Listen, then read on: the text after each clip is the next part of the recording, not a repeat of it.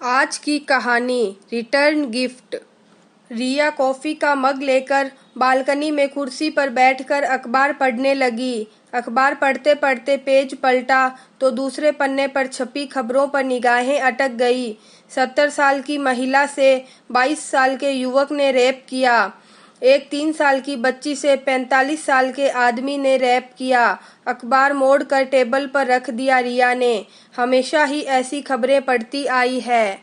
न 3 साल की बच्ची सुरक्षित है और न 70 साल की बुजुर्ग औरत। फिर वही प्रश्न चिन्ह जैसे उसके सामने सलीब पर जा टंगा। उसकी 46-47 साल की खूबसूरत मम्मी को इस महानगर में किसके सहारे छोड़कर अमेरिका उड़ रही है वह। कैसे रहेगी उसकी मम्मी अकेली। उसकी निगाहें शून्य में ताकती हुई अतीत व भविष्य के गडमड होते दृश्यों को आत्मसात कर रही थी।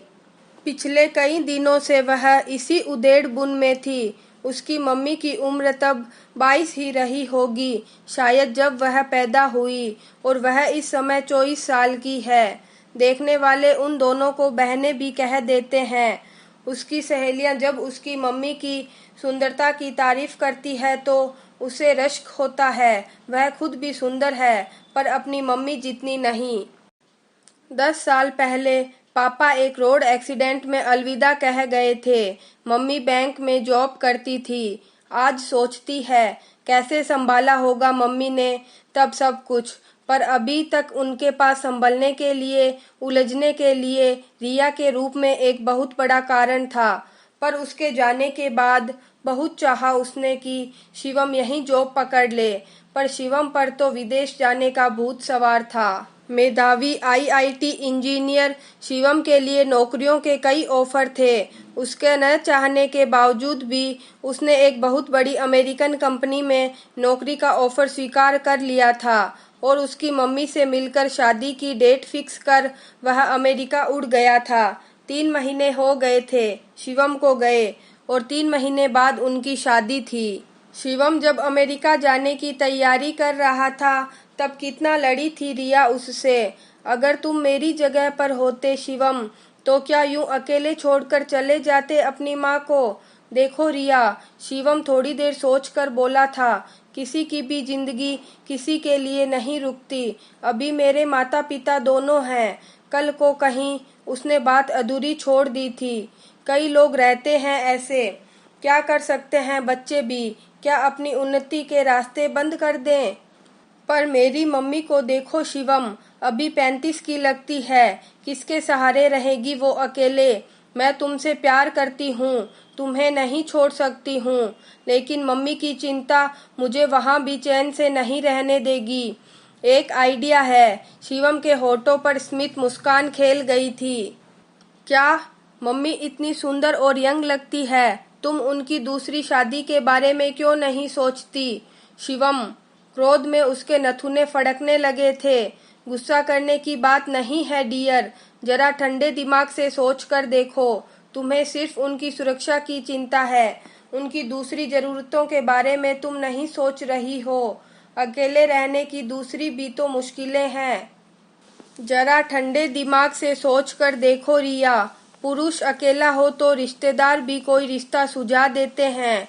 10 साल पहले जब तुम्हारे पापा, पर तब तुम छोटी थी, लेकिन अब तुम ही उनके लिए कुछ कर सकती हो। टटोल कर देखो उनको। क्या एक साथी को पाने की उनकी जरूरतें वाकई खत्म हो गई। मैं नहीं मानता, कहकर शिवम चला गया था और उसे नया विचार, नई सोच देकर धारा में बहने के लिए अकेले छोड़ गया था।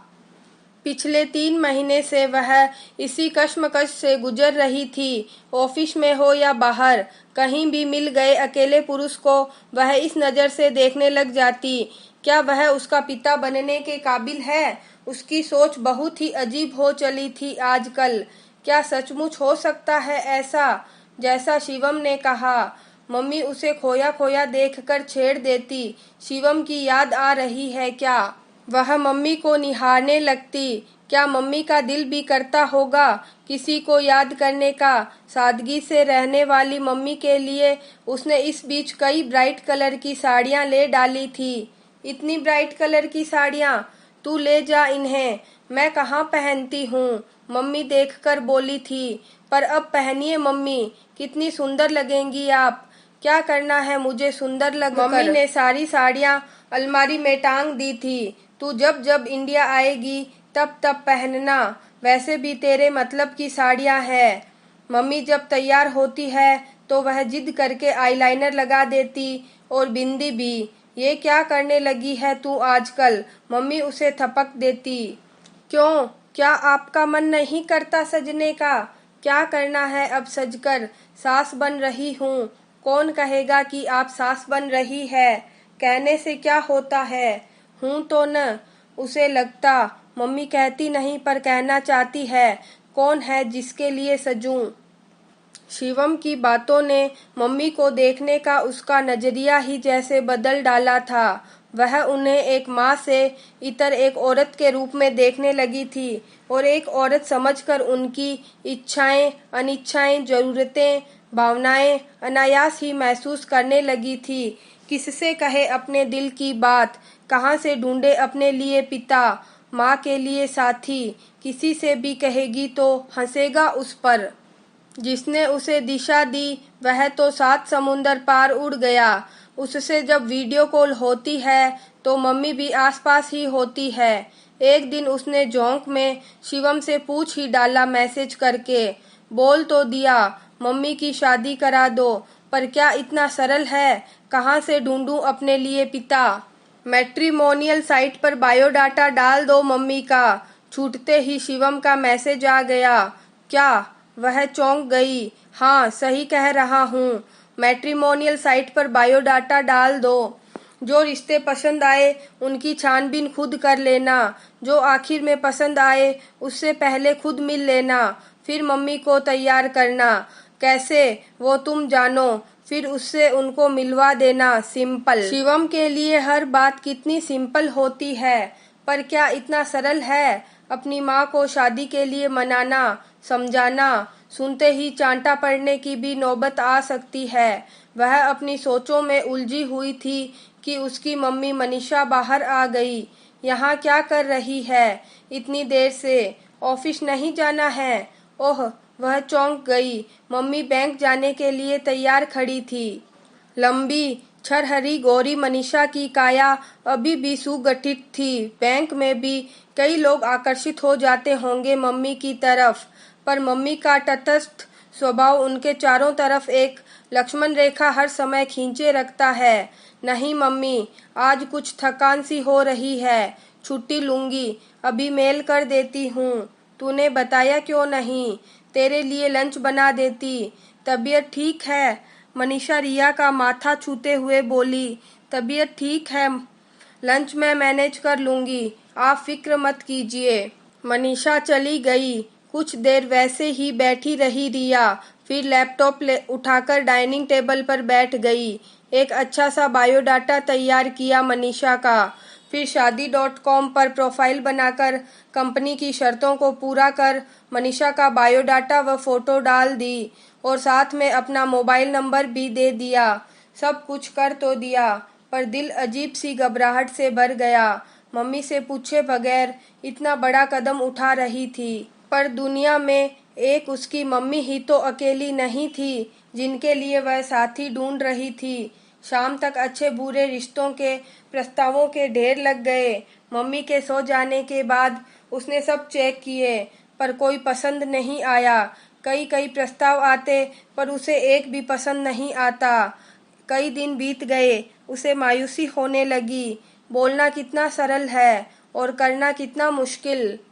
पर एक दिन उसकी नज़र एक प्रस्ताव पर अटक गई। 50 वर्षीय मधुर खन्ना, तलाकशुदा, उसी के शहर के रहने वाले थे। कोई बच्चे नहीं थे, किसी मल्टीनेशनल कंपनी के मार्केटिंग हेड थे। उसने फोटो देखी, लंबे ऊंचे हैंडसम मैन, उसकी मम्मी की खूबसूरती को प्रतिबिंबित करता हुआ पुरुष। एकाएक पापा की याद आ गई, आंखें भर गई। न जाने क्या सोचकर उसने मधुर खन्ना के प्रस्ताव का जवाब दे दिया और धड़कते दिल से उत्तर की प्रतीक्षा करने लगी। एक दिन ऑफिस में अननोन नंबर से फोन आ गया। Hello hello, I am Madhur Khanna speaking. Am I speaking to Manisha ji? Madhur Khanna की रोबीली आवाज़ सुनकर पल भर के लिए हड़बड़ा गई रिया। किसी लड़की का शायद ये पहला अनुभव होगा कि वह माँ की शादी के लिए बात कर रही है। उसने सोचा, no, I am her daughter Riya speaking. मैं मनीषा जी से बात करना चाहता हूँ। इस बार आवाज़ में थोड़ी नरमी थी। वो तो अभी बात नहीं कर पाएंगी क्योंकि शादी.com पर विवरण मैंने ही डाला था और मैं ही आपसे मिलना चाहती हूँ। सब ठीक रहा तभी मैं मम्मी से आपकी मुलाकात करवाऊंगी। वह किसी तरह बोल गई। उधर थोड़ी देर के लिए चुप्पी छा गई। ठीक है, तारीफ करनी पड़ेगी आपकी हिम्मत की। कब मिलना चाहेंगी? जी, आज बरिश्ता में शाम 6 बजे। ठीक है, मैं 6 बजे पहुंच जाऊंगा। शाम को वह ठीक 6 बजे बरिश्ता पहुंच गई। मधुर खन्ना ठीक फोटो जैसे ही थे, इसलिए पहचानने में जरा भी दिक्कत नहीं हुई, लेकिन उसे अपना परिचय देना पड़ा। दोनों अंदर जाकर बैठ गए आमने सामने। दोनों ही समझ नहीं पा रहे थे क्या बात करें। कुछ अजीब सा रिश्ता था दोनों के बीच। कहिए, क्या जानना, क्या पूछना चाहती हैं आप मेरे बारे में? आखिर मधुर खन्ना ने ही बातचीत का सूत्र पकड़ा। दरअसल अंकल, रिया ने यहीं से बात शुरू की। उसे लगा ऐसे वह सहज रूप से अपनी बात कह पाएगी और मधुर खन्ना भी उसके साथ सहजता से पेश आएंगे। मेरे पापा की मृत्यु 10 साल पहले हो गई थी। 3 महीने बाद मेरी शादी है। मैं अमेरिका चली जाऊंगी। बहुत जल्दी जल्दी नहीं आ पाऊंगी। मम्मी भी जल्दी मेरे पास नहीं आ पाएंगी। उनके अकेले हो जाने की चिंता मुझे बहुत सता रही थी, इसलिए मुझे यही रास्ता सूझा। लेकिन मेरी मम्मी को यह सब अभी पता नहीं है। पता नहीं वे यह सब किस तरह लेंगी, मानेंगी भी या नहीं। और अगर मानेंगी भी तो इतनी जल्दी नहीं। आप मेरी बात समझ रहे हैं न? मधुर खन्ना थोड़ी देर खामोश उसके चेहरे को पढ़ते रहे। बहुत बहादुर और समझदार लड़की हो तुम। किसी बेटी का इस तरह सोचना सरल नहीं है। मैं नहीं जानता कि तुम्हारी मम्मी मानेंगी या नहीं। ये तो उनसे मिलने के बाद ही पता चलेगा। मेरी पत्नी और मैं विवाह के बाद से ही नाव के 2 कोनों में बैठे मुसाफिर की तरह रहे। घर गृहस्थी से बंधना उसे पसंद नहीं था। 15 साल पहले वह मुझे छोड़कर चली गई थी। फिर लंबी चली कानूनी प्रक्रिया से दिल दिमाग इतना टूट गया कि दोबारा शादी के बारे में नहीं सोचा। और फिर मेरे पास तुम्हारी जैसी सोच वाली कोई बेटी भी तो नहीं थी। मधुर स्नेह से मुस्कुराए। रिया भी मुस्कुरा दी। मधुर खन्ना के चेहरे के हाव भाव, उनका व्यक्तित्व, उनका एक जेंटलमैन होना दर्शा रहा था। उनसे मुलाकात अच्छी लग रही थी उसे। कुछ अपनापन था उनकी बातों में, पर इतनी जल्दी तो वह किसी नतीजे पर नहीं पहुंच सकती थी। काफी देर तक दोनों बातें करते रहे। तो फिर मधुर खन्ना कॉफी खत्म करते हुए बोले, क्या निर्णय लिया तुमने? तुम्हारी मॉम और मुझे मिलना चाहिए या नहीं? तुमसे मिलकर तो तुम्हारी मम्मी से मिलने की मेरी इच्छा प्रबल हो गई है। निश्चित ही वे भी बहुत समझदार और अच्छी होंगी, जिनकी तुम जैसी बेटी है। खिलखिलाकर हंस पड़ी रिया। अंकल, क्या हम दोनों, मेरा मतलब आप और मैं, एक बार फिर मिल सकते हैं? Why not? मधुर खन्ना हंसते हुए बोले। आखिर तुम्हें भी तो बहुत बड़ा डिसीजन लेना है। इतनी जल्दी कैसे कर सकती हो तुम? अपना विजिटिंग कार्ड दे दीजिए अंकल। मधुर खन्ना ने अपना विजिटिंग कार्ड रिया को दे दिया। उस दिन रिया जब घर पहुंची तो मम्मी से आंखें चुराती फिरती रही। उसे लग रहा था आंखें मिलाते ही मम्मी सब कुछ पढ़ लेंगी। मधुर खन्ना के बारे में उनके ऑफिस से सब कुछ मालूम करवा लिया रिया ने। उनसे एक मुलाकात और की। फिर शिवम के साथ मिलकर पक्का निर्णय ले लिया कि मधुर खन्ना से मम्मी की मुलाकात करानी है। पर कैसे? मनीषा को मनाना टेढ़ी खीर था। जिस बात के बारे में वह सोच भी नहीं रही थी, ऐसी बात करना, और वो भी बेटी के मुंह से। एक रविवार को रिया हिम्मत करके बोली, मम्मी, आज कुछ अच्छा सा डिनर तैयार कर लीजिए और शाम की चाय के लिए स्नैक्स भी। क्यों, कौन आने वाला है? है कोई? आपसे किसी को मिलवाना है? मुझसे किसी को मिलवाना है? मनीषा मुस्कुरा दी। शिवम को तो तू काफी समय पहले मिलवा चुकी है। ओह मम्मी, आप भी न। एक सज्जन हैं, ऑफिस के काम के सिलसिले में मुलाकात हुई थी उनसे एक इवेंट के दौरान। एक मल्टीनेशनल कंपनी के मार्केटिंग हेड है, बहुत अच्छे हैं। अच्छी जान पहचान हो गई तो मैंने उन्हें घर आने का निमंत्रण दे दिया। अच्छा किया। उनके साथ कोई और? मेरा मतलब उनकी पत्नी वगैरह? नहीं, उनका कोई नहीं, पत्नी से तलाक हो चुका है। ओह, मनीषा ने मधुर के आने को अन्यथा नहीं लिया। डिनर व स्नैक्स की भी पूरी तैयारी कर ली। रिया भी आज मम्मी के साथ लग गई। जब काम निबट गया तो अपनी खरीदी रेड कलर की शिफॉन निकाल लाई। मम्मी, यह पहनिए आज। अरे पर क्यों, मैं नहीं पहन सकती इसे। नहीं, आज तो आपको पहनना ही पड़ेगा। कितनी दूर चली जाऊंगी मैं, फिर पता नहीं कब आऊं। मेरी इतनी सी बात नहीं रख सकती? घर में ही तो पहननी है, कौन सा बाहर जाना है। वह मनीषा पर भावनात्मक दबाव बनाती हुई बोली। मनीषा का दिल पिघल गया। रिया ने जैसा चाहा वह तैयार हो गई। तैयार हुई तो मम्मी को देखकर रिया मुग्ध हो गई। तय समयानुसार 6 बजे के करीब मधुर खन्ना पहुंच गए। जब उनको मनीषा से मिलवाया रिया ने तो वह मधुर खन्ना की नजरें भांप गई। वे प्रशंसित निगाहों से मनीषा को देख रहे थे। मधुर सिर्फ व्यक्तित्व के ही नहीं, स्वभाव व व्यवहार के भी धनी थे। रिया व उनकी तो पहले भी काफी बातें हो चुकी थी, इसलिए जल्दी ही तीनों घुल मिल गए। सहजता से बातें होने लगी। मनीषा भी प्रभावित थी मधुर के व्यक्तित्व से, पर उसे यह नहीं पता था कि उसकी बेटी क्या गुल खिला रही है। डिनर करके 11 बजे तक मधुर चले गए। उसके बाद मधुर जब तब घर आने लगे। तीनों के बीच सहज वार्तालाप तीनों में नजदीकियां पैदा कर रहा था। रिया महसूस कर रही थी कि उसकी मम्मी को भी उनकी उपस्थिति उल्लासित कर देती थी। सच ही कहता था शिवम कि टटोल कर देखो उनको, क्या एक साथी को पाने की उनकी जरूरत वाकई खत्म हो गई? मैं नहीं मानता। विवाह को अब 1.5 महीना ही रह गया था। शिवम भी 1 महीने की छुट्टी आ रहा था। इससे पहले ही उसे सब कुछ तय कर लेना था। शादी की तैयारियां जोर शोर से चल रही थी। मधुर खन्ना पर कुछ अनायास और कुछ सायास ही वह शादी की कुछ पुरुषोचित जिम्मेदारियां डालकर उन्हें परिवार का महत्वपूर्ण सदस्य बनाने पर तुली थी।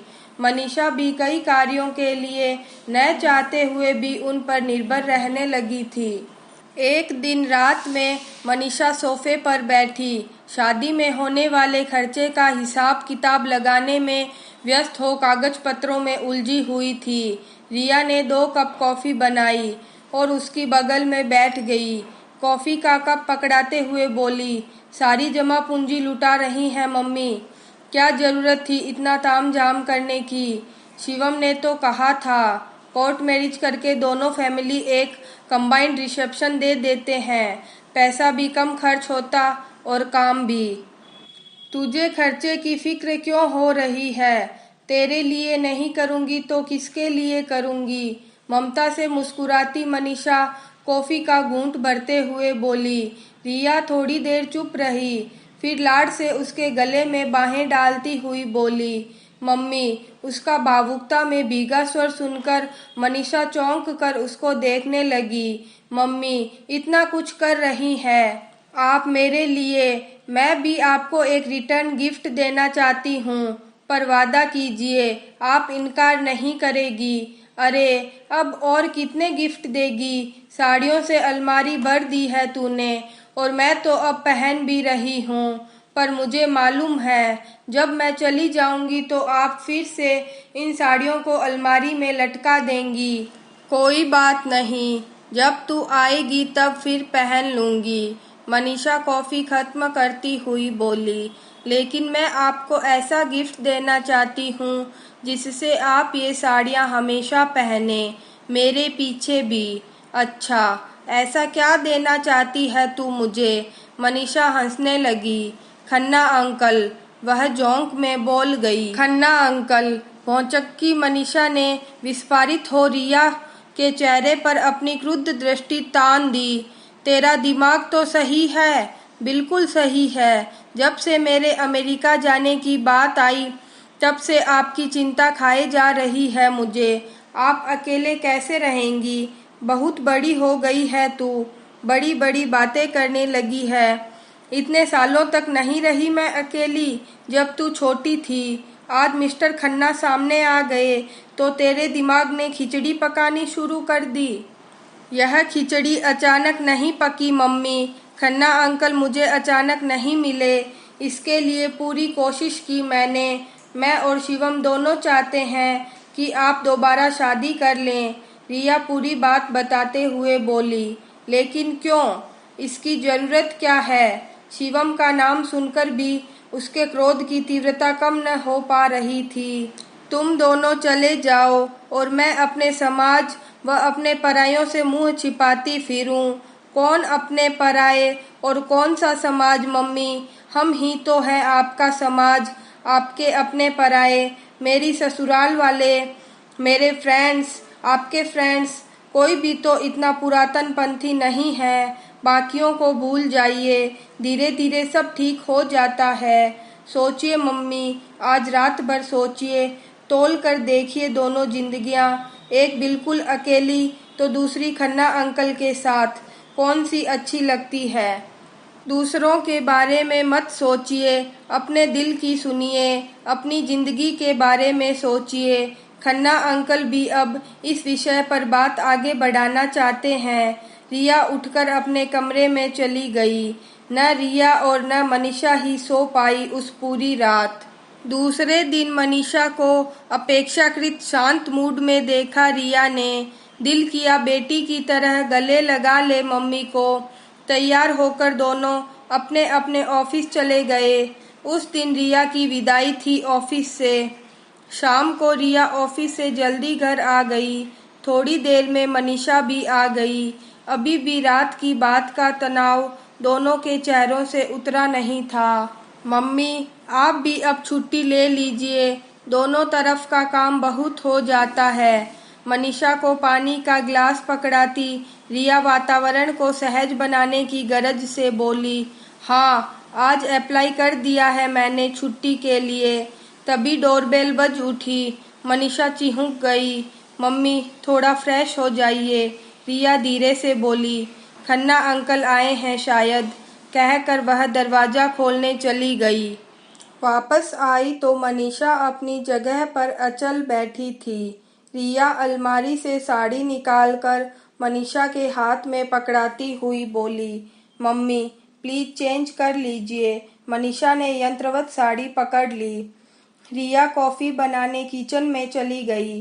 तीनों के दिलों को ही नहीं, पूरे घर की हवा को ही जैसे अजीब सी कशमकश ने जकड़ रखा था। कॉफी बनाकर लाई तो मनीषा तैयार खड़ी थी, अचल सी। माथे पर पसीने की बूंदें चूहचूहा रही थी। उसका हृदय द्रवित हो गया। टेबल पर रख वह टिश्यू पेपर से पसीना सुखाते हुए बोली।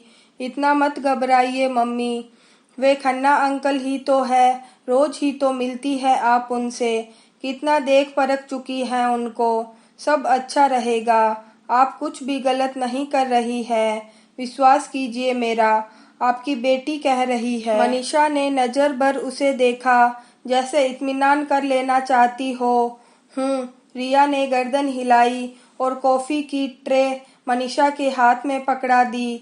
आप चलिए, मैं आती हूँ। बिना प्रतिवाद किए मनीषा चली गई। रिया अपने बेडरूम में तकिया गोद में लिए अविचल बैठी थी। कान ड्राइंग रूम की तरफ लगे हुए थे। वहां पसरा सन्नाटा पूरे घर को निगल रहा था। तभी मधुर खन्ना के कुछ बोलने की आवाज आई और मनीषा के जवाब देने की। धीरे धीरे छिटपुट बातें गति पकड़ने लगी और एकाएक दोनों की खिलखिलाहट की जल तरंग पूरे घर में गूंज गई। रिया का दिल किया शिवम इस समय सामने होता तो वह पूरे जोश से उससे लिपट जाती। झोंक में वह गोद में रखे तकिए से ही लिपट गई। खुशी का और छोर न था उसका। नियत समय पर शिवम अमेरिका से आ गया। उसके विवाह से पहले मधुर खन्ना और मनीषा की कोर्ट मैरिज हुई, जिसमें बहुत निकट हितैषी व रिया के ससुराल वाले शामिल हुए। रिया के कन्यादान के वक्त मां के साथ साथ पिता भी उपस्थित थे। आज जा रही थी रिया अपने पिया के साथ सात समुंदर पार अपनी नई दुनिया बसाने के लिए, पर चिंता नहीं थी उसे अपनी मम्मी की। मजबूत हाथों में सौंप कर जा रही थी उन्हें। एयरपोर्ट पर मधुर के पैर छूकर गले लग गई रिया। पापा, मम्मी का ख्याल रखना, स्नेह से बाहों में भींच लिया मधुर ने उसे। पापा के सिंहासन पर बैठा दिया तूने मुझे, और मम्मी का ख्याल रखने की बात कर रही है। वे अब मेरी जिम्मेदारी है। तू तो बस अब निश्चिंत हो, अपनी उड़ान भर, अपना नया आसमान समेट अपनी बाहों में। वे अपने आंसू पोंछते हुए बोले। मधुर से अलग हो मनीषा के पैर छू गले लग गई रिया। मनीषा रो रही थी। इकलौती बेटी इतनी दूर जा रही थी, पर रिया मम्मी की आंखों से उमड़ती जलधारा में इंद्रधनुष के सैकड़ों रंग भी प्रतिबिंबित होते देख चुकी थी। इसलिए चुहल करती हुई सहेली बन कानों में धीरे से पूछ बैठी, मेरा रिटर्न गिफ्ट कैसा लगा मम्मी? रोते रोते हंस पड़ी मनीषा। प्यार से एक थपकी उसकी पीठ पर लगाती हुई बोली, शरीर कहीं की, कह जोर से बेटी को बाहों में भींच लिया।